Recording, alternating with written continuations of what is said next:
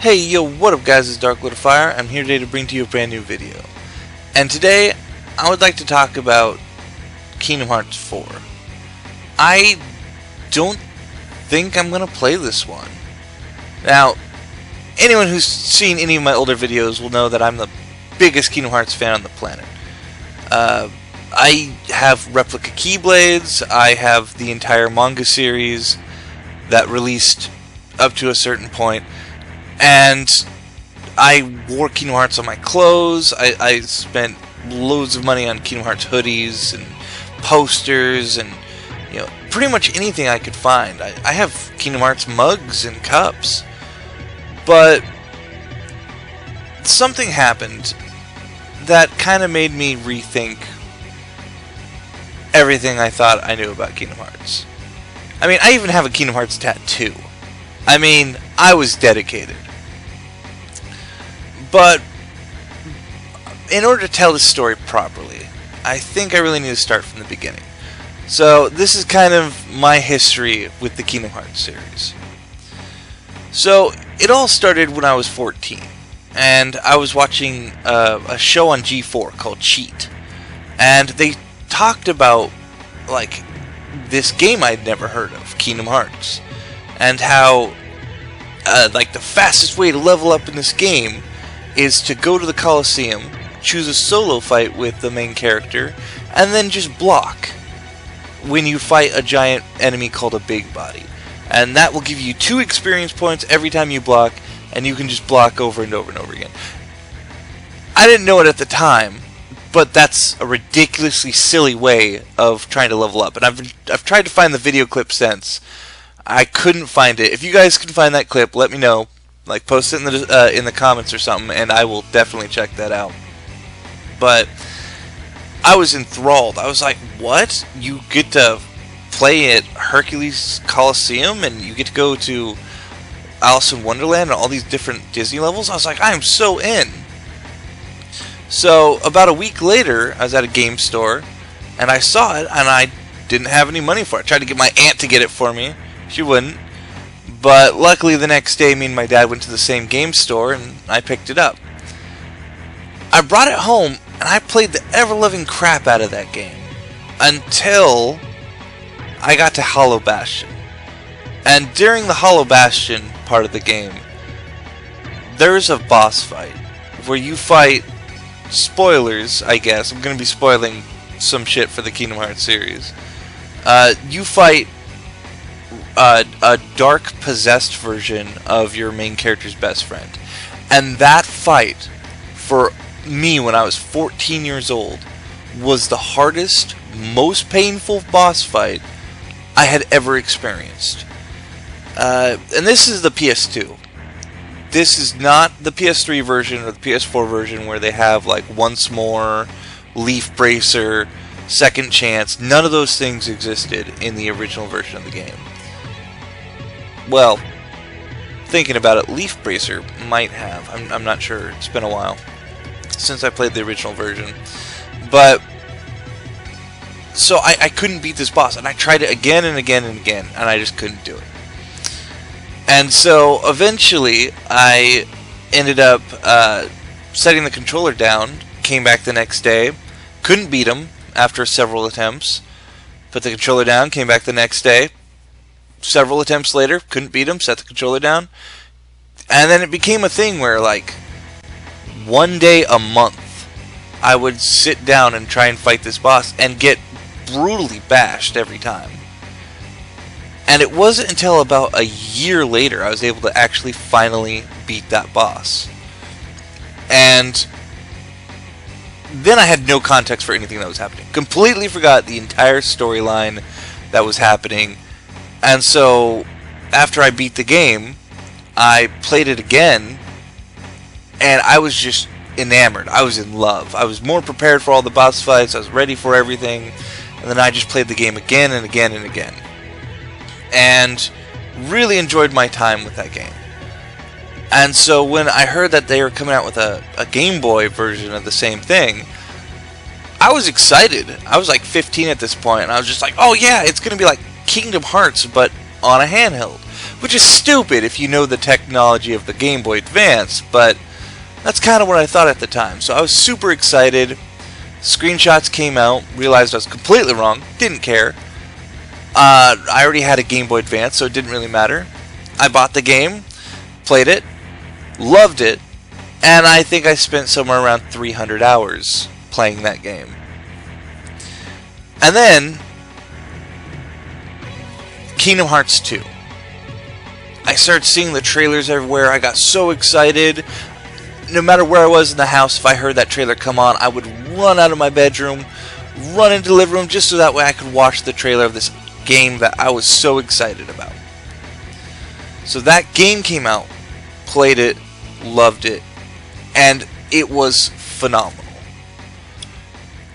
In hindsight, still an amazing game, so was the first one, but then the next game in the series was coming out. Kingdom Hearts 258 over 2 days. That game I was so excited for because I'd actually seen screenshots of it in magazines, and it was actually a 3D game, and it was Kingdom Hearts, and Roxas was my favorite character. I was so excited to be able to play through an entire game with him. The problem was, I didn't own a DS at the time. So, I ended up going and selling a bunch of the games I had.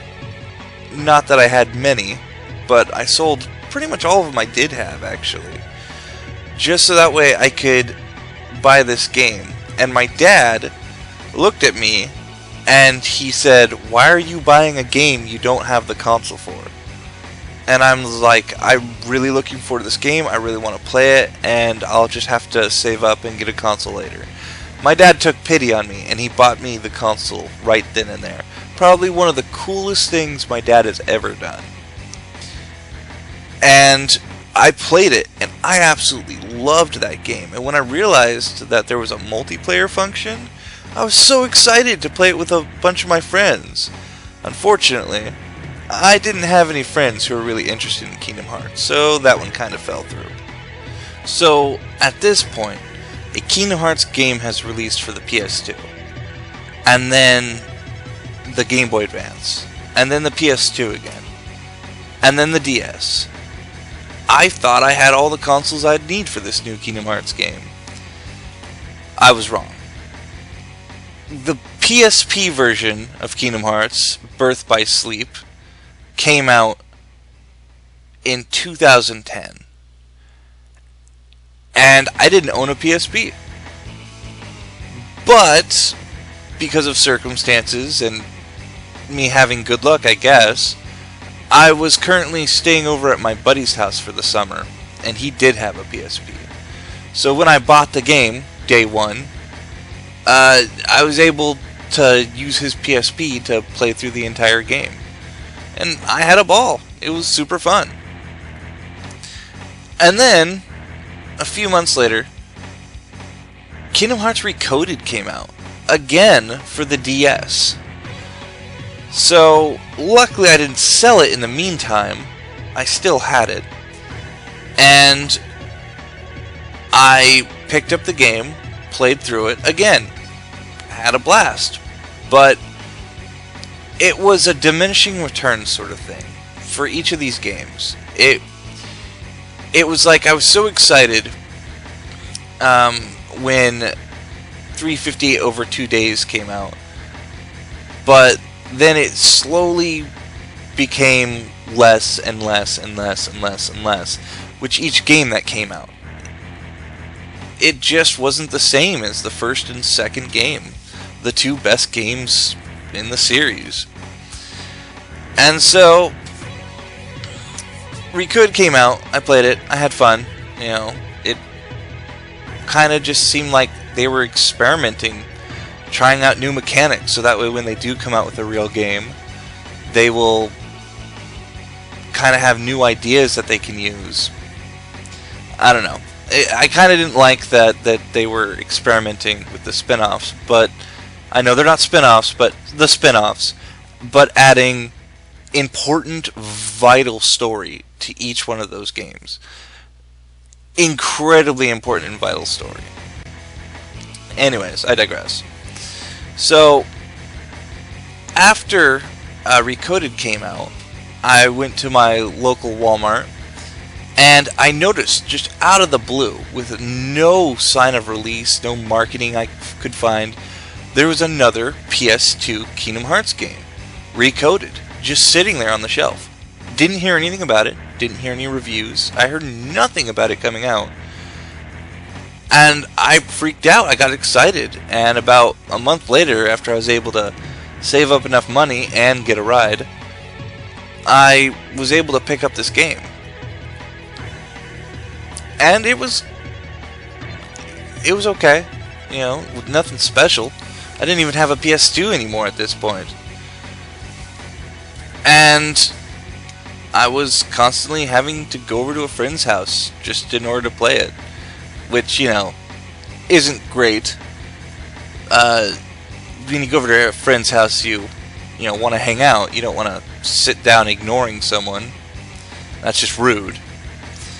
And so, you know, it was just an okay game. I mean, Recoded's not that great of a game in general. But, or not Recoded, but Rechain of Memories. My bad. Rechain of Memories was on the PS2. But, yeah, and then I kept on hearing rumors about this new Kingdom Hearts game. It's going to be coming out on the 3DS. I didn't own a 3DS. And so I saved up my money, and I kept saving, and kept saving. And I was finally able to get one at the mall, and I picked up this 3DS.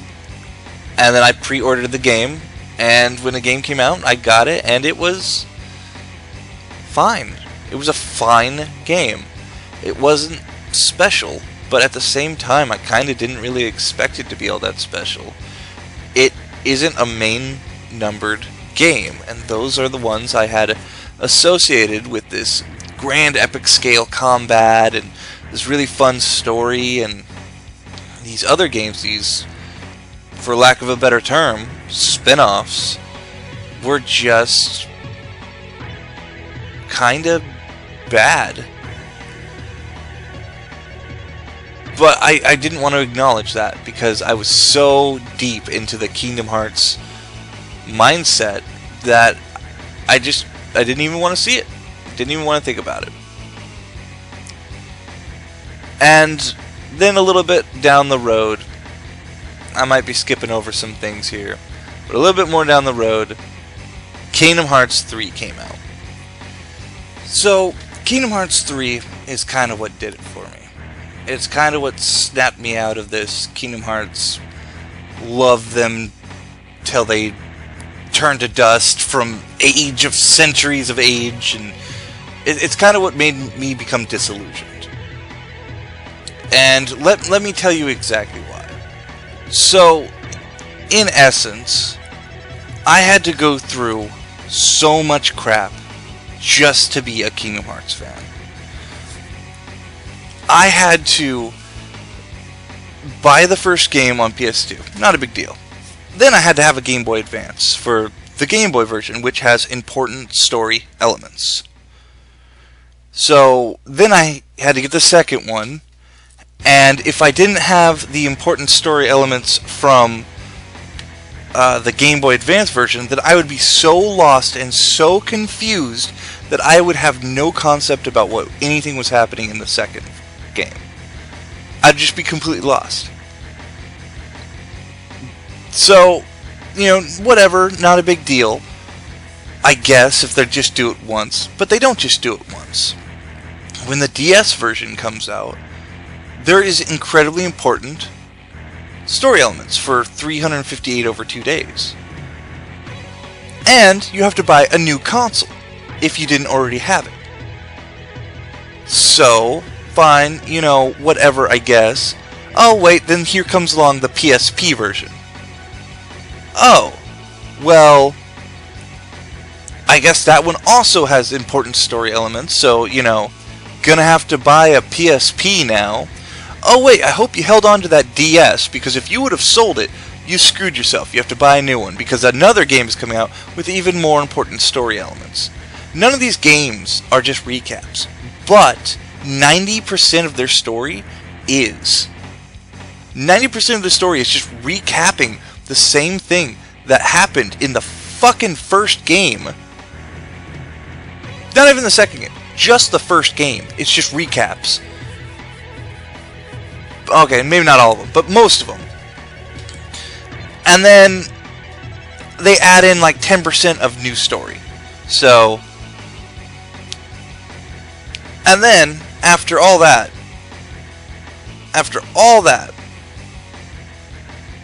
they release, God, I don't even remember what it is at this point, but at some point down the line, they release a fucking phone game. A game for your phone. Okay, so now I have to play phone games, which I hate, mind you, alright? I know what age we live in, where phones are everything, but I hate phone games. They're just not my thing. So now I have to play through an entire phone game in order to get all the new updated story. Okay, well, as unappealing as that is, I did it anyways. The problem is that the game keeps on updating. In fact, even right now as the making of this video, I could be wrong, but I think the Kingdom Hearts X Chi, or whatever the hell it's called, Union Cross, whatever, I think it's still updating its story. I have no idea. Well, first actually, it wasn't a phone, it was a computer game that was only in Japan, because, you know, how they like to screw us. And then, and by screw us, I mean Square Enix likes to screw the fans when it comes to Kingdom Hearts. And then, sorry to lose track of what I was saying, but we haven't even talked about the final mix yet. Like, the final mix version of games, which, again, are remakes of the games that add even more story, except for years and years and years, they were only released in Japan, and they refused to have them be released in America at all. So you would have to find patches online and download the game and then put the patch on the game, so that way it could be translated to English, so that way you could understand what was happening. That's some messed up crap. So, anyways, as I was saying, they come out with the phone game, and that's still updating as far as I know. And then they release another Kingdom Hearts phone game. I believe it's called something along the lines of Dark Road or Dark Path. I don't know. At that point, I didn't care anymore. I didn't care about that. I just wanted to play Kingdom Hearts 3. So I think Kingdom Hearts 3 hadn't come out at this point. I could be wrong. But when the game finally came out, Kingdom Hearts 3, the game that all fans have been waiting for, this is the one. This is the game that we have been waiting for, what was it, 12 years or something like that? More than that? Here it is. It's in our hands. It's okay. It's not this absolutely breathtakingly amazing game. I mean, there are parts in that game, specifically towards the end, that are amazing. But for the most part, the game is just okay. And that was a real gut punch for me. That's kind of what did it. I was so excited. I'd spent $1,000 on getting a new TV, getting a PlayStation 4 Pro, pre-ordering the game like 3 or 4 different times, getting the best editions, and so that way I could have all the Keyblades unlocked for the pre-order bonuses and stuff like that. And yeah, all that was kind of pointless because the TV's not, or the TV was like a 4K TV, but the problem is that the game wasn't 4K. Like, they had no 4K features. So, yeah, I kind of just screwed myself on that for no reason. That was fun. Yeah, so an add-on I want to add on real quick is that also when they released Kingdom Hearts on the PS3, they added the Final Mix versions. Those are on the PS3. So you have to buy those if you want a full understanding of what's going on. And then after Kingdom Hearts, going back, after Kingdom Hearts 3 came out, if the nail wasn't in the coffin for me with that game as it was, that's the point that they choose to release Kingdom Hearts Melody of Music. I was done. I was out. I'm like, no, I'm done. I'm not going to buy some stupid-ass music game when, A, I'm not a big fan of music in general. Alright? I'm not a big fan of Kingdom Hearts music levels, because those have been terrible. And I don't care. And then I find out later on that, oh yeah, there's important story elements in this music game. I'm like, are you fucking kidding me? No, I'm out. I'm done. I'm good. Maybe I'm wrong. But it's just not worth it anymore. You know, I'm an adult. I got bills to pay, you know. I'm not a 14-year-old, you know, watching like walkthroughs and shit on TV. You're finding out ways to level up super fast, not knowing any better. It's just not worth the time and the effort and the money, just so that way I can buy basically phone games and be forced to spend money, because god damn it, that phone game, I chose not to spend any money whatsoever in that phone game, and there was like a cap at how strong I could get. I started spending money on that game, and all of a sudden, even though I had the best everything, max starred medals and everything, the ones I spent money on, shockingly stronger for some reason. Like, even though it said that they were the same strength as my basic ones, they weren't. They weren't at all. So, you know, it's just, as a fan, or an ex-fan at this point, I'm so tired of putting up with so much of the bullshit from the series. I honestly have no idea what I'm going to do about Kingdom Hearts 4. I have no idea. I was asked not too long ago, do I think I'm going to play it when it comes out? And I don't know. I have no clue. But I will say one thing. That game basically looks like Versus 13. The Kingdom Hearts 4 is basically Nomura being all like, oh, what's that? I didn't get a chance to make my Final Fantasy Versus 13 game that I had envisioned. Instead, it got taken away from me, and it got turned into Final Fantasy 15, which is not how I wanted it to be. So I'm going to turn Sora into Noctis, and it's going to be basically Versus 13. Really? That's what we're beholden to? That kind of mindset? That kind of flippantness? He just changes his mind on a whim and goes with something, and even though it's a huge departure from what it originally was, us as fans are supposed to just be okay with it? Nah, dude, I'm good. Well, thanks for watching my video, guys. I know I've basically just been ranting for the last 25 minutes, but if you tuned in to listen to everything, I really appreciate it. Make sure to leave your comments below. I definitely want to hear what you have to say, even if you think I'm just an idiot. Yeah, just let me know what you guys think. And if you liked my video, make sure to subscribe. I would appreciate it. Have a good one, guys. Peace.